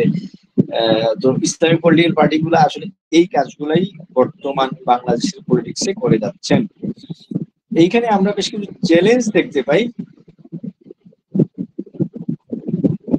প্রথম চ্যালেঞ্জ হচ্ছে সেকুলারিজম এবং রিলিজনকে ব্যালেন্স করা। বাংলাদেশের কনস্টিটিউশন হচ্ছে সেকুলার, ফলে যখন আমরা সরকারি জায়গায় যাই তখন আসলে কিভাবে আমরা ইসলাম এবং সেকুলারিজমকে ব্যালেন্স করবো সেটা এখনো খুঁজে পাইনি। যেমন জামাতে ইসলামী একটা টার্মে জামাতের 2 জন মন্ত্রী ছিলেন, এবং 2 জন মন্ত্রী তখন কিন্তু বাংলাদেশের কনস্টিটিউশনের আন্ডারে কাজ করে গেছেন। ইভেন বাংলাদেশের জামাতে ইসলামী কিংবা শাসনতন্ত্র আন্দোলন যখন তারা নির্বাচনে দাঁড়াচ্ছেন তখন তারা এই যে কুফরি যে সিস্টেম, ডেমোক্রেটিক সিস্টেম, সেই সিস্টেমের আন্ডারেই কিন্তু কাজ করে যাচ্ছে। তো এইখানে একটা কোয়েশ্চেন থেকে যায়। তো ফলে অনেকে বলেন যে না, আপনারা এই কাজ তো করতে পারেন না, আপনি কুফরি সিস্টেমের মধ্যে ঢুকে গিয়ে তারপরে ইসলামকে কায়েম করার সুযোগ নেই। তো এই বিতর্কটা এখন পর্যন্ত রয়ে গেছে আমাদের, যে সেকুলারিজম এবং রিলিজনকে কিভাবে আমরা ব্যালেন্স করব সেই বিষয়টা একটা বড় চ্যালেঞ্জ। সেকেন্ড হচ্ছে শরিয়া ল। সব জায়গায় শরিয়া ল আনা যাবে কিনা সেটা একটা মূল সমস্যা। আমরা হয়তো মুসলিম ফ্যামিলি ল 1961, এটা কিন্তু পাকিস্তান আমলের করা, সেটাই কিন্তু চলে আসছে বাংলাদেশে এখন পর্যন্ত বেসিকলি। তো শুধু ফ্যামিলি ল এর বাইরে হয়তো উত্তরাধিকারী আইনেও কিন্তু আমরা সবকিছু ইসলামিক আনতে পারি নাই। যেমন ছেলের তুলনায় মেয়ে অর্ধেক পাবে, এই আইনটাও কিন্তু বাংলাদেশে নাই। আরো কিছু আছে যেগুলা নাই, কিন্তু বাকি কিছু আইন আছে আবার ইসলামিক মিরাস যে আইন সেই অনুযায়ী আসছে।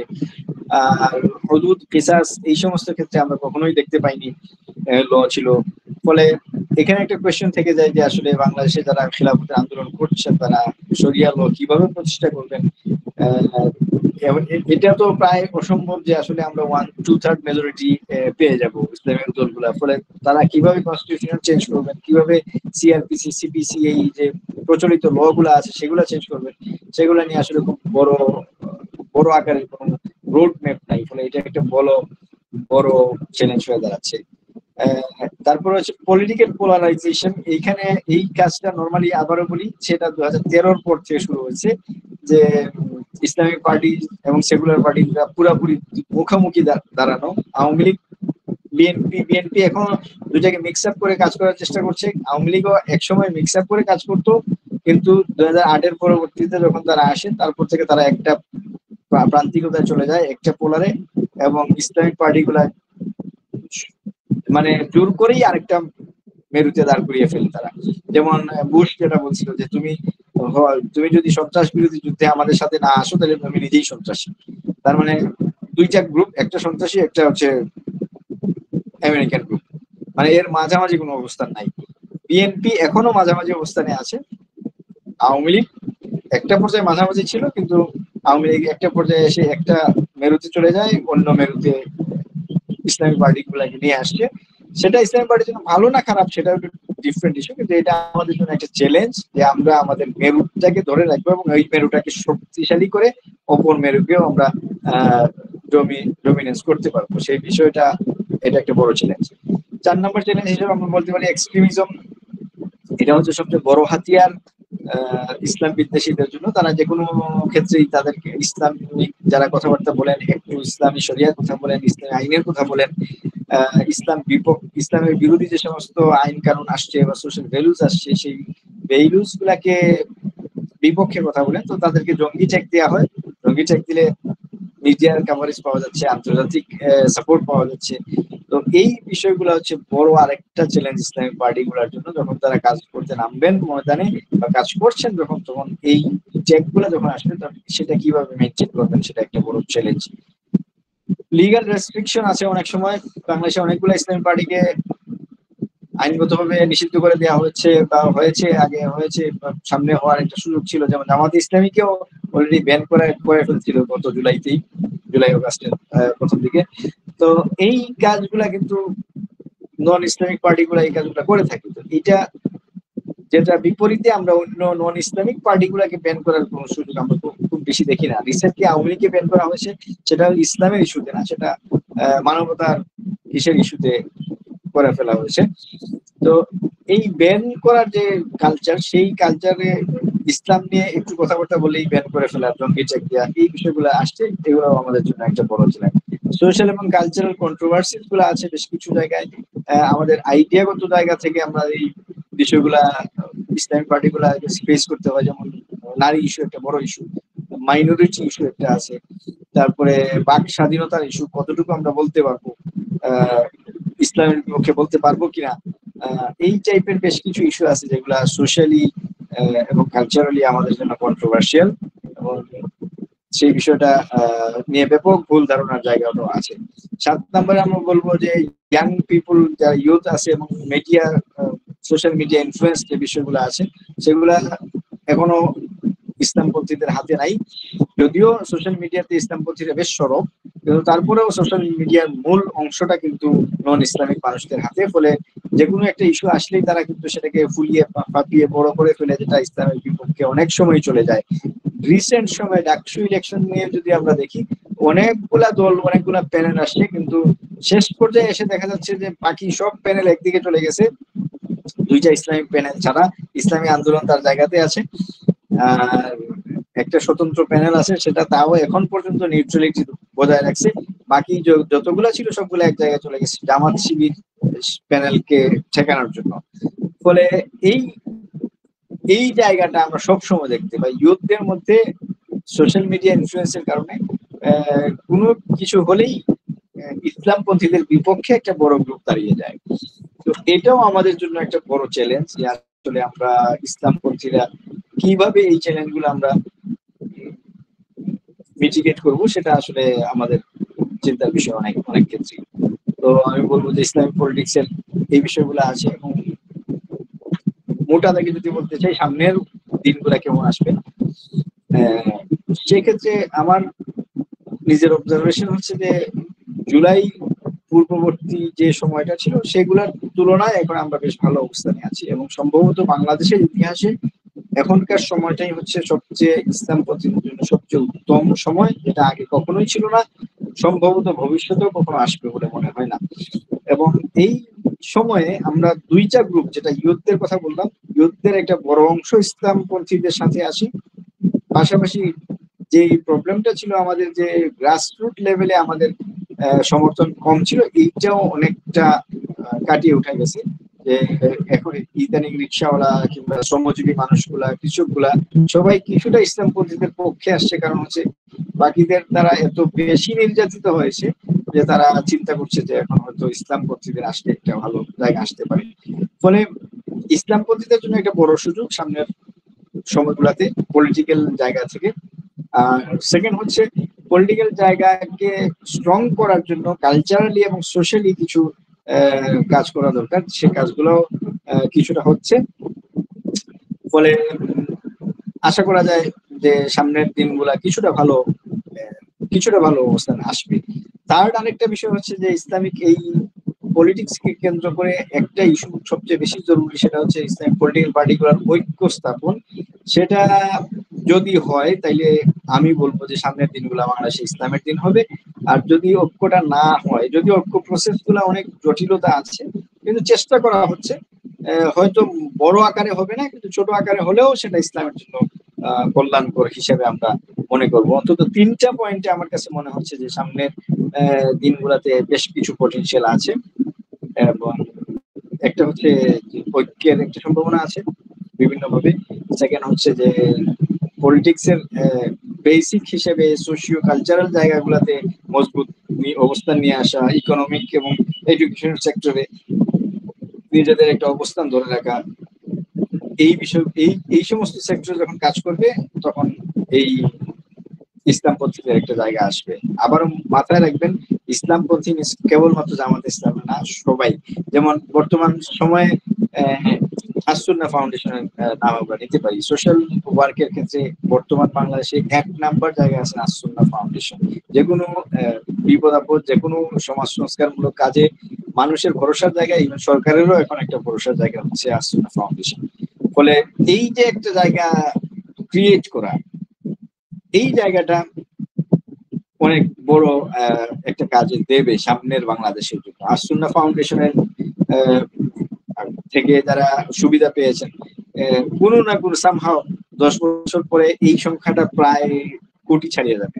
তো কোটি ছাড়িয়ে যাওয়া মানে হচ্ছে একটা গ্রুপের আন্ডারে যখন 1 কোটি মানুষের সুবিধাভোগী এক শ্রেণী থাকবে, ফলে তাদের দ্বারা অন্তত ইসলামের বিপক্ষে কাজ হবে সেটা হবে না।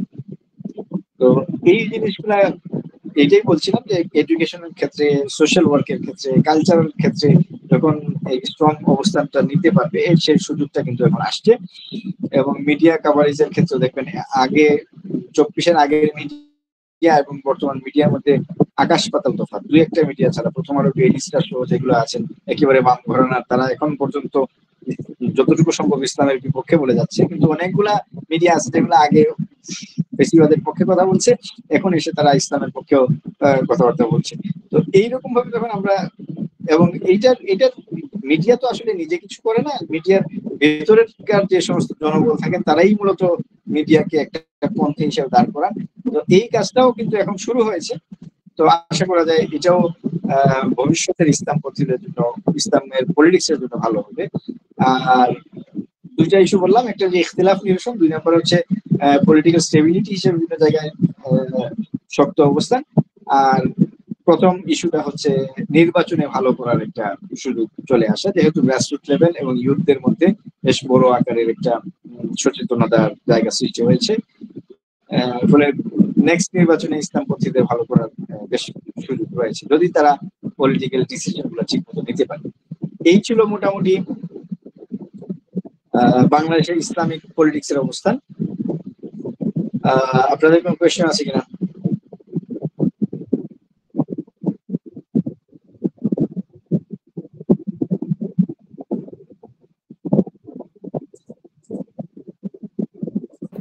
না মেবি স্যার।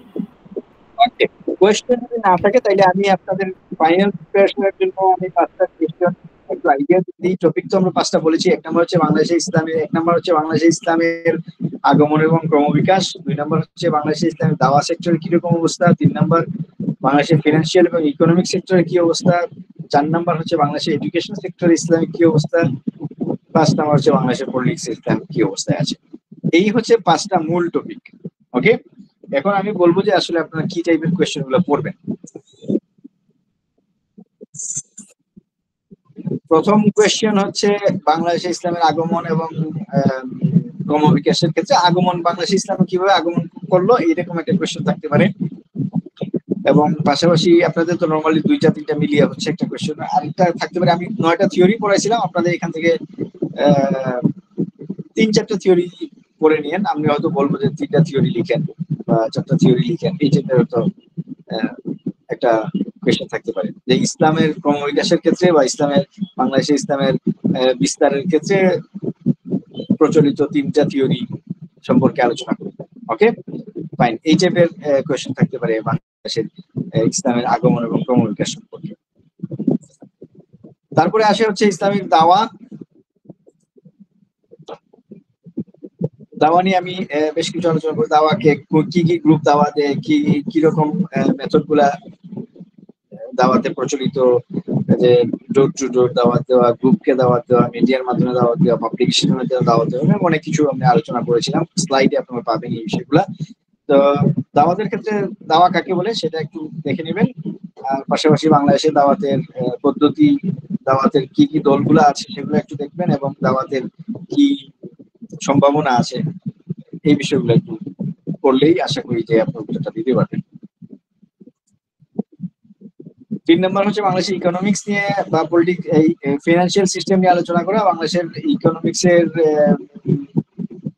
ইসলামিক ইকোনমিক্স এর ধারণা না থাকলে বাংলাদেশে ইকোনমিক্স বুঝতে পারবে না। তো ইসলামিক ইকোনমিক্স এর আসলে কাকে বলে, কোন কোন বিষয়গুলা মূল বৈশিষ্ট্য, সেগুলো একটু দেখার চেষ্টা করবেন। যেমন জাকাত ভিত্তিক, তারপর জনকল্যাণ ভিত্তিক, শরিয়া দ্বারা পরিচালিত, তারপরে ইন্টারেস্ট ফ্রি, এই টাইপের বেশ কিছু বিষয়গুলো আছে। সেই বিষয়গুলা বৈশিষ্ট্যগুলো একটু পড়বেন ভালো করে। আর বাংলাদেশের ব্যাংক ব্যবস্থা কিভাবে বাংলাদেশে একটা পজিটিভ ইমপ্রেশন সৃষ্টি করছে, সেই টাইপের একটা কোয়েশ্চেন করে যে ইসলামিক ব্যাংকিং কিভাবে বাংলাদেশে পজিটিভ ইমপ্রেশন সৃষ্টি করছে, সেই টাইপের কোয়েশ্চেন থাকতে পারে। মানে ইসলামিক ব্যাংক ব্যবস্থার মেরিটস গুলা কি, কি ইফেক্টিভ, কি বিষয়গুলো আছে, বাংলাদেশের জনগণ কেন ইসলামিক ব্যাংকের দিকে ঝুঁকছে, সেই বিষয়গুলো একটু পড়বেন। ওকে, আর আজকে যেগুলো পড়লাম ইসলামিক এডুকেশন, কি টাইপের এডুকেশন আছে, ইসলামিক এডুকেশন টাইপস গুলো পড়বেন বাংলাদেশে। হিস্ট্রি এবং ডেভেলপমেন্ট পড়ার দরকার নেই ইসলামিক এডুকেশন। আপনার মূল কাজ হচ্ছে কি টাইপের এডুকেশন আছে সেগুলো পড়বেন। পাশাপাশি বাংলাদেশের সমাজে ইসলামিক এডুকেশন কি কন্ট্রিবিউশন রাখছে সেই বিষয়গুলো একটু পড়ার চেষ্টা করবেন। ওকে,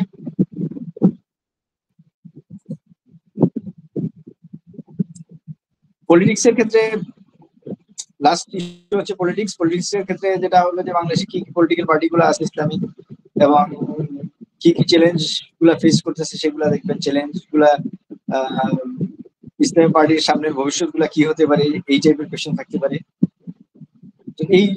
এই বিষয়গুলো যদি একটু ফলো করেন তাইলে হয়তো আশা করি যে আপনাদের ফুল আনসার আপনারা করতে পারবেন।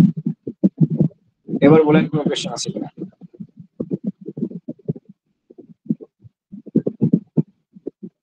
আপনাদের কোনো কোয়েশ্চেন না থাকলে আমি শেষ করে দেবো। স্যার একটা কথা, স্টুডেন্ট মেট্রো বলতেছে যে আমাদের নাম্বার গুলো জানানোর কথা ছিল, তো ওটা কি নাম্বার গুলো দিয়ে দেবো, দেখি এই রবিবারের মধ্যেই চেষ্টা করবো, রবিবার না পারলে সোমবারের মধ্যে দিয়ে দেবো ইনশাআল্লাহ। ঠিক আছে, নাম্বারগুলো একটা পার্ট দেখা বাকি রয়ে গেছে, সেজন্য দিতে পারিনি, বাকিগুলো দিয়ে দেবো ইনশাআল্লাহ। আপনাদের মূল রেজাল্ট করার আগেই দেবো, যেন আপনারা আগেই দেখতে পারেন। এই ফাইনালের কোয়েশ্চেন নিয়ে আপনাদের কোনো জিজ্ঞাসা আছে কিনা? স্যার কাইন্ডলি আরেকবার একটু বলবেন টপিকস গুলো ফাইনালের। টপিকগুলো, প্রথম টপিক হচ্ছে বাংলাদেশে ইসলামের আগমন এবং ক্রমবিকাশ। আগমন কিভাবে হলো, ইখতিয়ারউদ্দিন মোহাম্মদ মুখতিয়ার খলজির মাধ্যমে রাজনৈতিকভাবে আসছে, আর এর আগে কিভাবে ঢুকছে সাহাবায়ে কেরামের সময়, আরব বণিকদের মাধ্যমে কিংবা ব্যবসায়ীর মাধ্যমে কিংবা মুবাল্লিগদের মাধ্যমে, সেই বিষয়গুলো আমি ক্লাসে আলোচনা করছি। সেটা আসবে। দুই তিনটা থিওরি পড়বেন, যেটা পছন্দ হয় 2-3টা থিওরি পড়ে রাখবেন। আমি হয়তো জিজ্ঞেস করবো 3টা থিওরি লিখেন। সেকেন্ড ইস্যু হচ্ছে ইসলামী দাওয়া।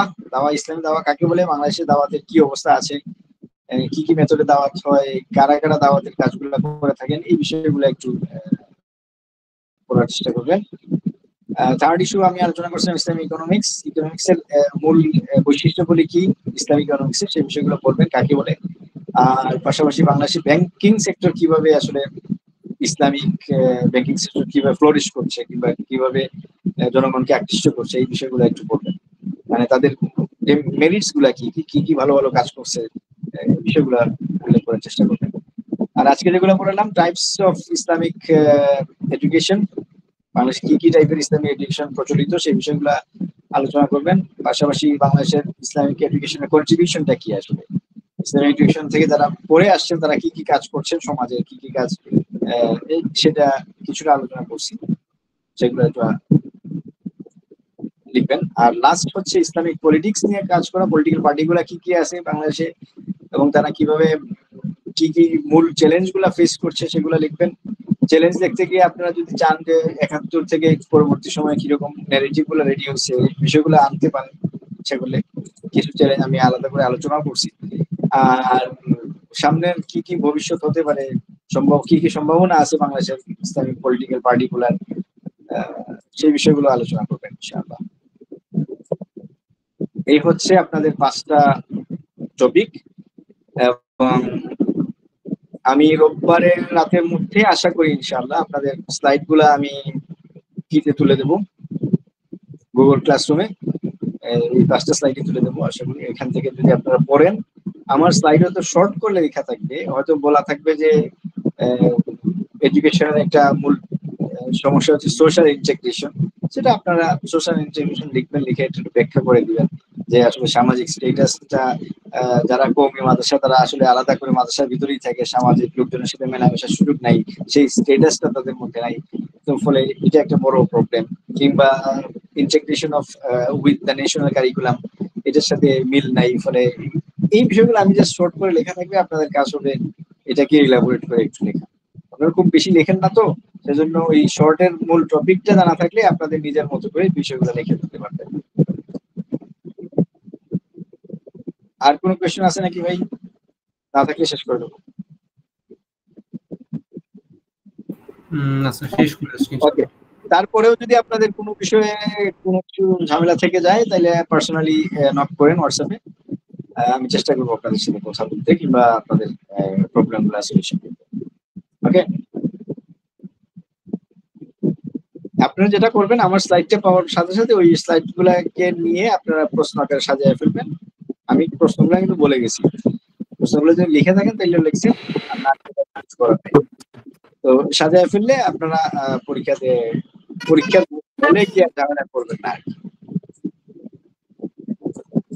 ওকে, ঠিক আছে তাইলে। আসসালামু আলাইকুম ওয়া রাহমাতুল্লাহ। সুবহানাল্লাহি ওয়া বিহামদিহি, সুবহানাল্লাহি ওয়া বিহামদিহি, আশহাদু আল্লা ইলাহা ইল্লা আনতা, আস্তাগফিরুকা ওয়া আতুবু ইলাইক।